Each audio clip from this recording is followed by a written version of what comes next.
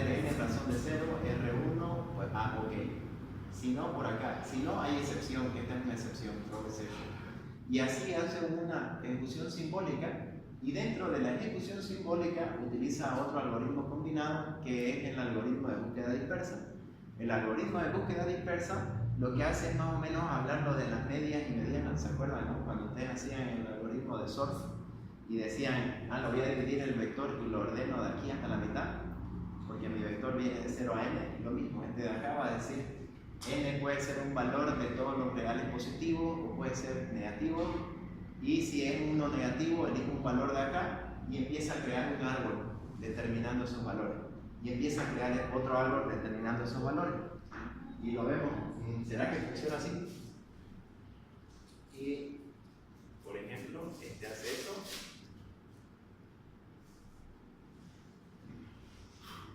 De hecho, va creando los valores así. Va creando funciones y va determinando funciones como rama. Va determinando. Y, por ejemplo, acá da un camino interesante.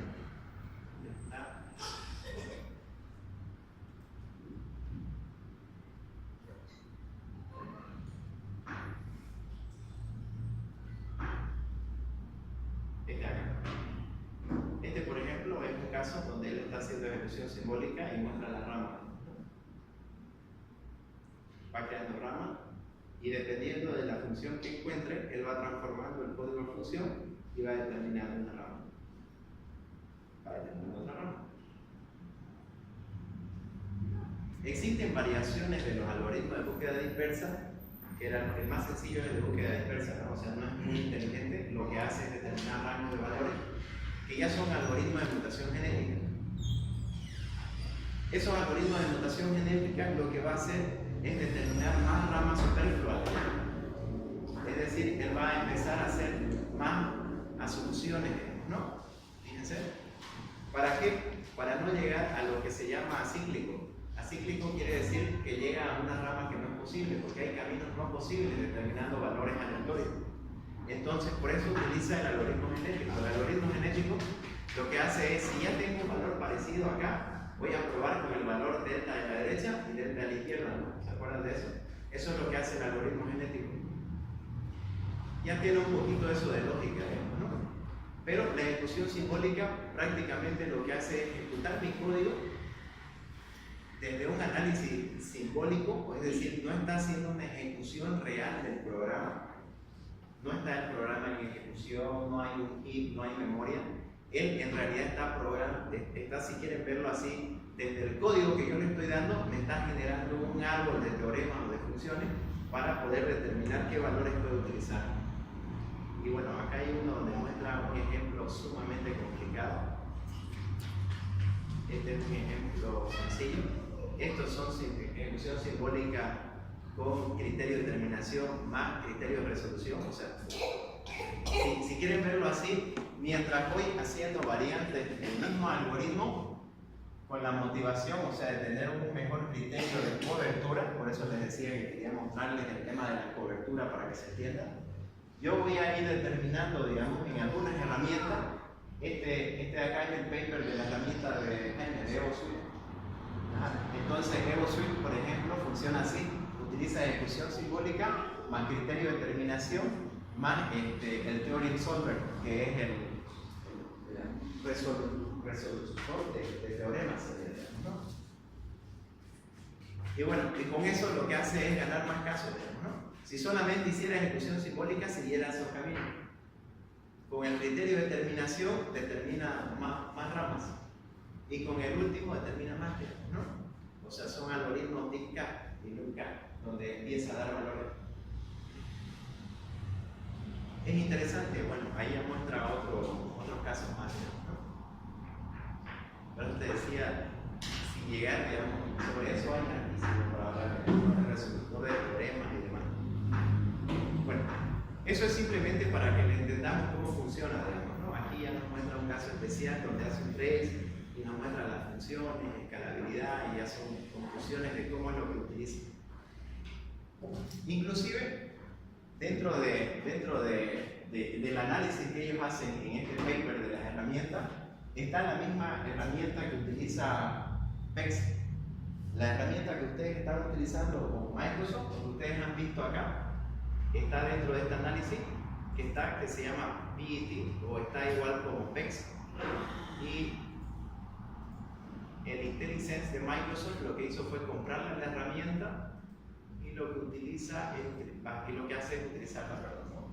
Utiliza el framework de PEX para poder hacer lo mismo que estamos hablando acá, o sea, la ejecución simbólica y demás.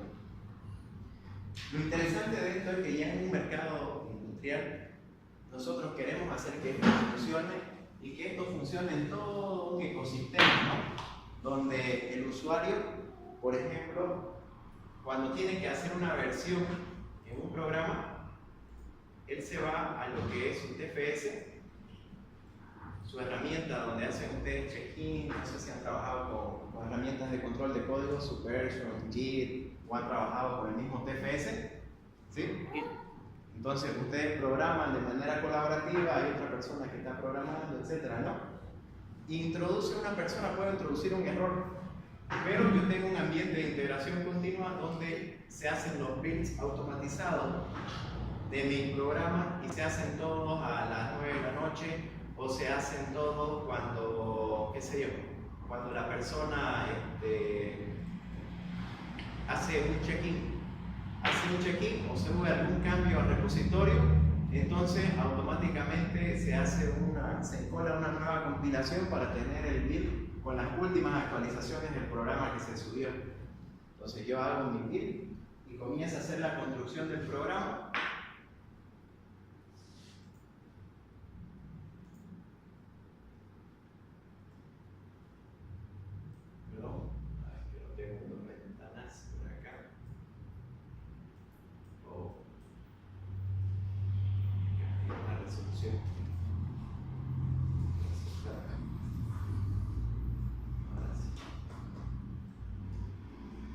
Perfecto. Entonces yo tengo acá mi herramienta de gestión continua, de integración continua, donde los usuarios van subiendo sus códigos y mientras se van subiendo sus códigos comienza la compilación automática. ¿Sí? Entonces la compilación automática empieza a correr y automáticamente él hace un build de la solución y también hace el build o construye las pruebas asociadas a esa solución que tenemos. Y por supuesto, nos tiene que dar un artefacto final donde nosotros tengamos eso. A mí me llega por correo. Perdón. Era el último 23. Exactamente. Y esto es lo interesante, ¿no?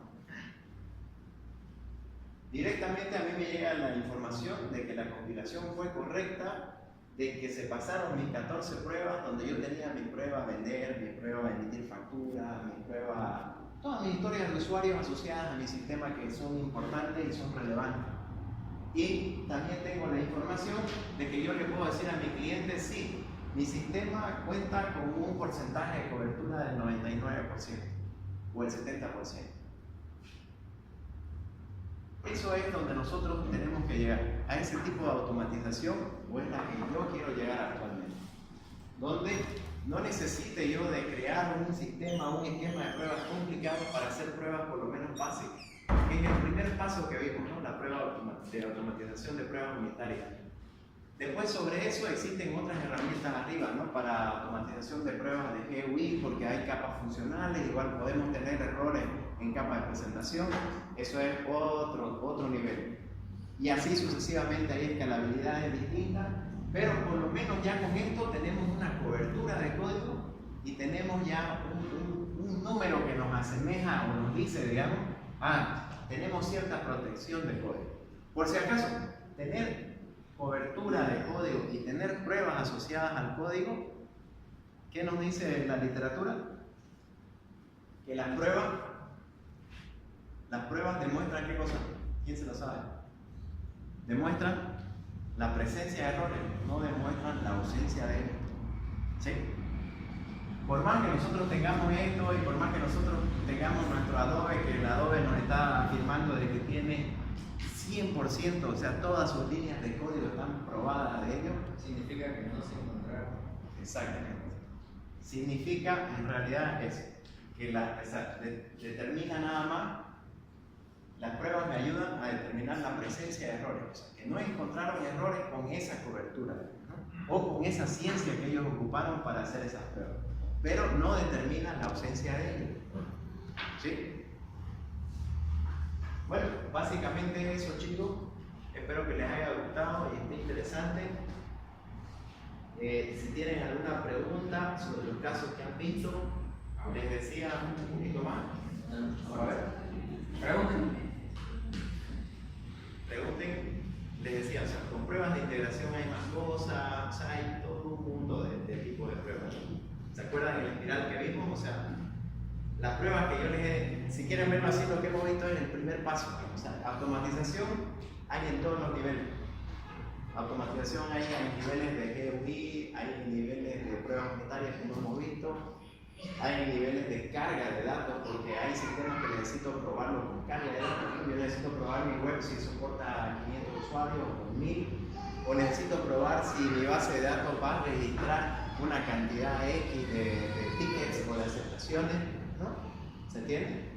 Entonces es muy distinto, digamos. Existen pruebas de carga, existen pruebas de regresión, existen pruebas unitarias como las que hemos visto, pruebas de GUI, o sea, el alcance es distinto, pero por lo menos con esto llegamos a un approach o un primer paso, digamos, ¿no? En la automatización.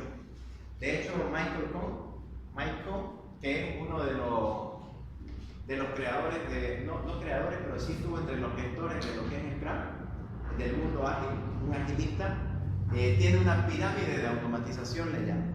Si ustedes buscan un poco en internet, van a encontrar información muy interesante, porque en realidad hacia esto va dirigido, digamos, ¿no? Todo lo que es el desarrollo ágil, están siempre buscando una metodología, algo nuevo para la automatización, digamos, ¿no? E inclusive, como hablábamos, les hablé un poquito del algoritmo de búsqueda dispersa y el algoritmo genético que utiliza para esta generación de pruebas, son ya algoritmos heurísticos, es decir, utilizan un poco de redes neuronales, o por lo menos se copian un poquito del tema de redes neuronales para utilizar ese resolutor del teorema o para llegar a ese camino posible.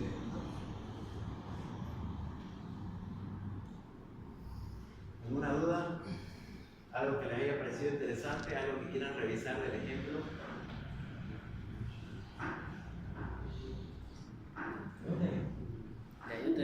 Una pregunta.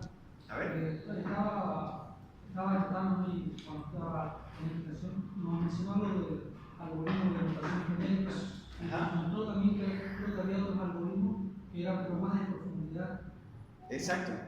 El algoritmo de mutación genética es lo que les explicaba. ¿Han visto el tema de redes neuronales? ¿Cómo aprende, digamos? ¿Han visto un poco en inteligencia? Existe algo que son redes neuronales, ¿no?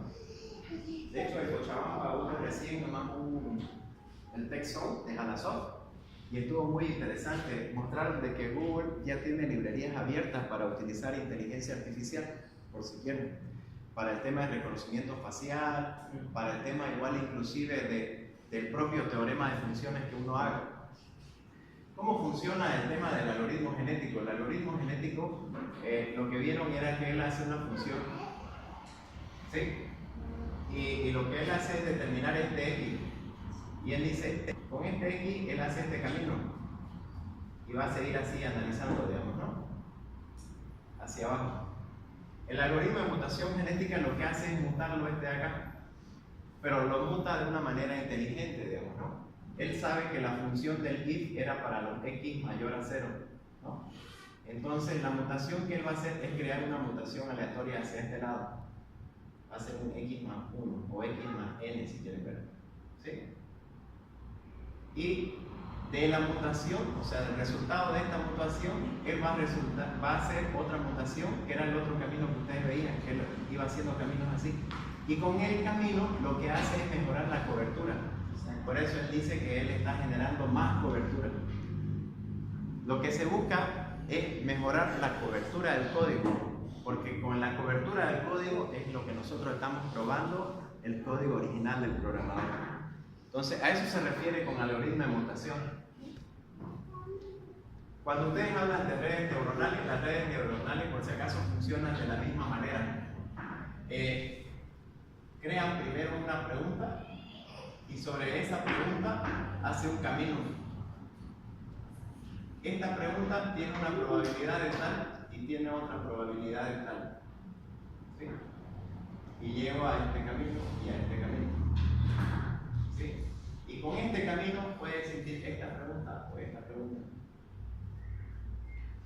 Para crear los caminos utilizan mucho la probabilidad. ¿Ya?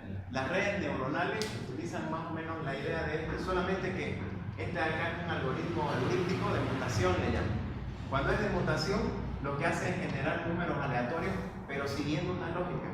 ¿Ya? No es un número aleatorio random desde el menos 3500, o sea, todo el integer. ¿Se entiende? No, porque el primero fue y determinó, esta es la función n factorial. La función n factorial lo primero que hace es tiene un if para los números mayores a 0. Entonces solamente voy a trabajar con los números mayores a 0. Empieza a mutar dentro de mi zona de valor.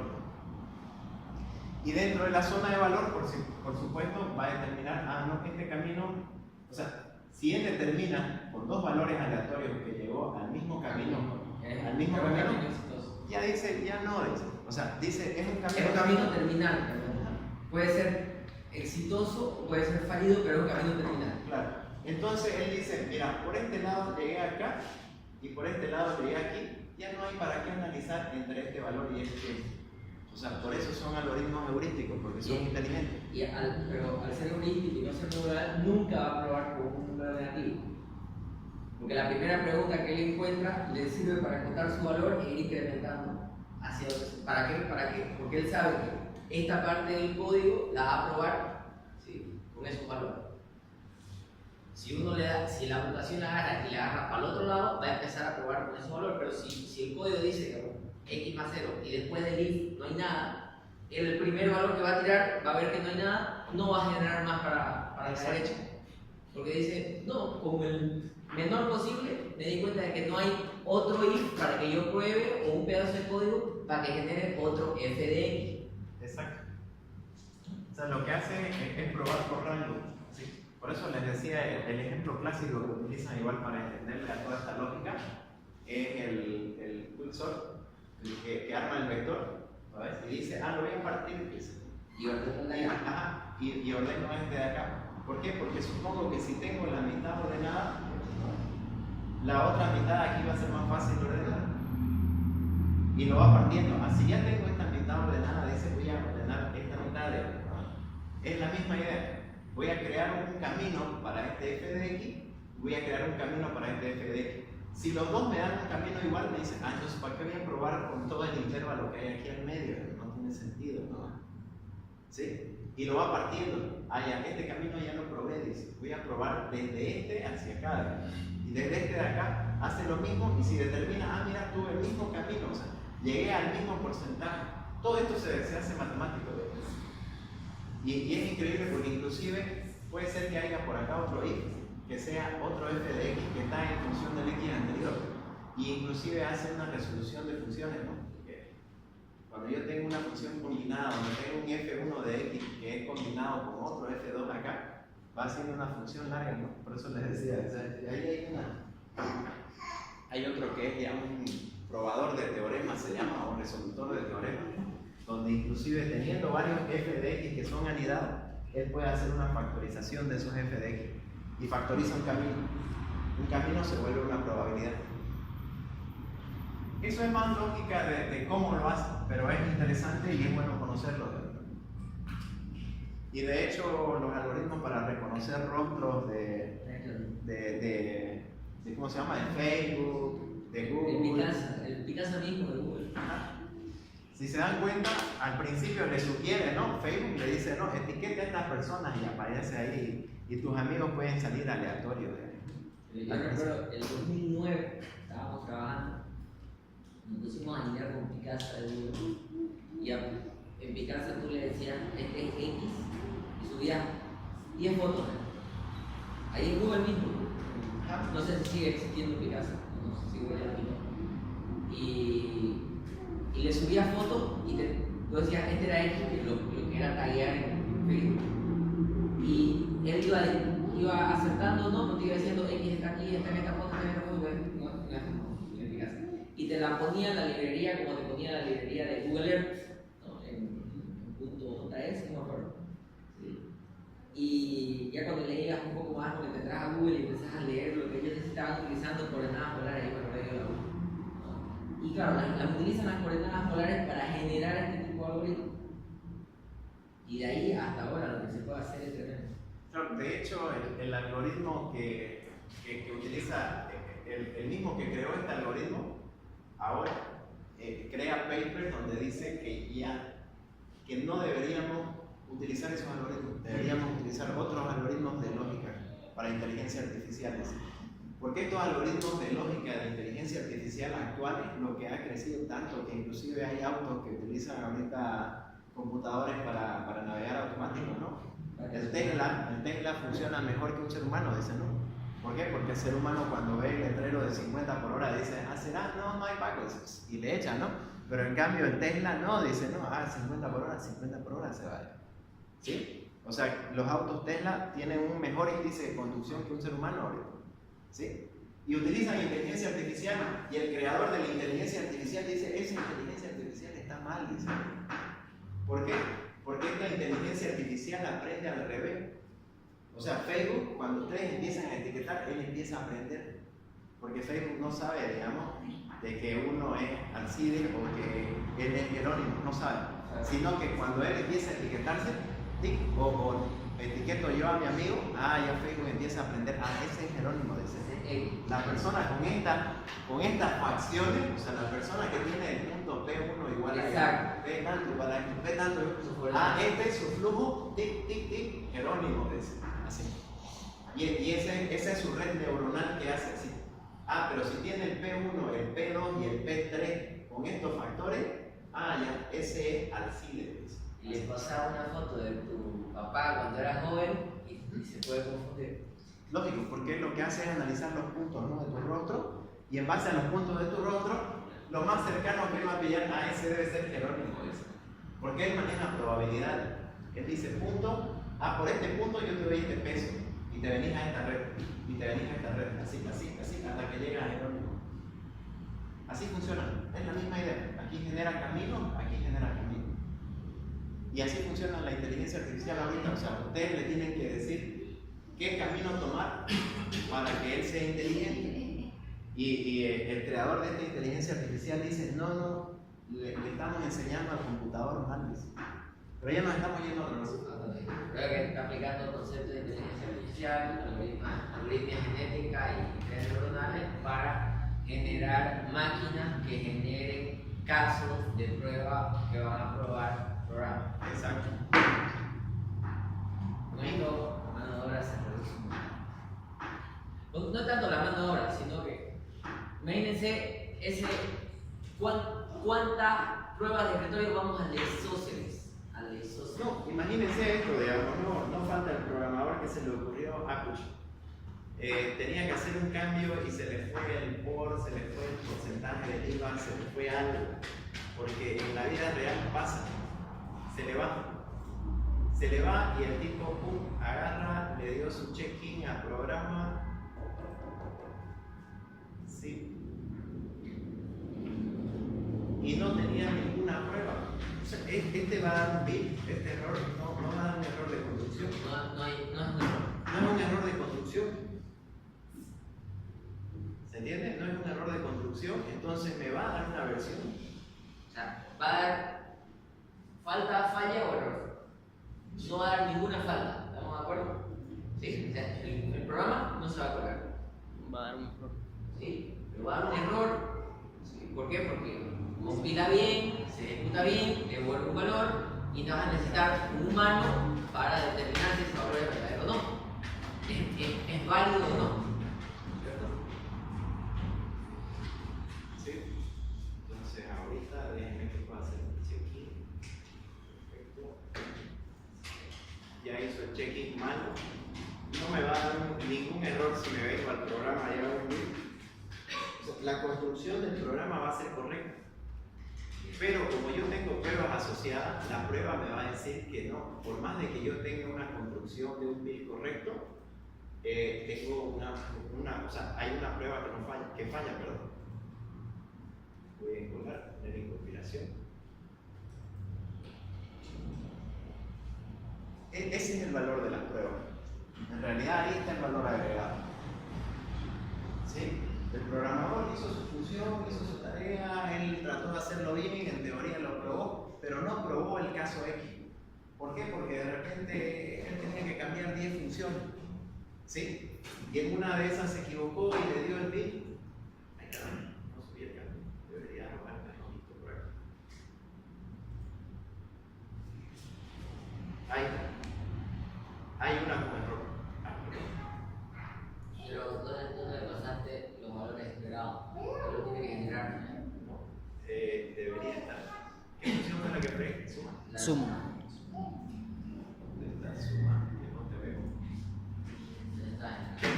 No, yo no sé. Ah, perdón. Este era el caso Ahí. que te decía. Ahí está. Con 0, 0 igual va a dar error.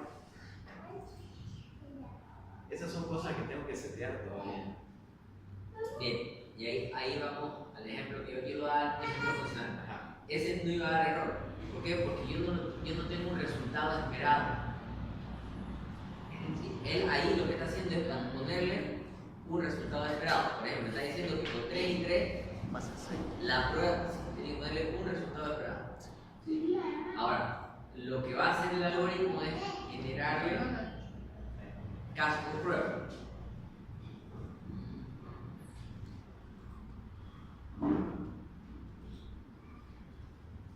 Claro, en realidad él hizo la Cero, función, ajá. pero la función 0 determinó, según él, que era bastante con 0.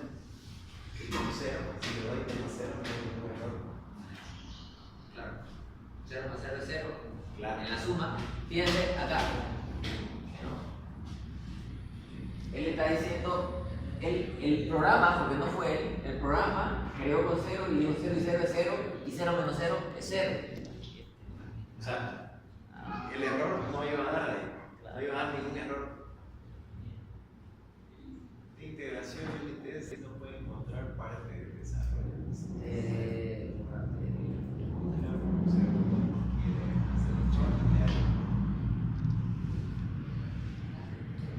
Solo necesito probar chequear lo demás en son club.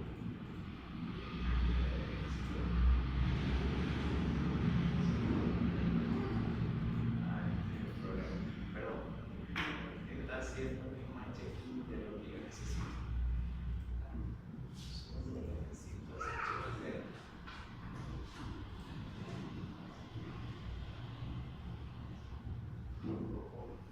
Porque está compilando todavía. Genero ese. Estoy en compartir pantalla.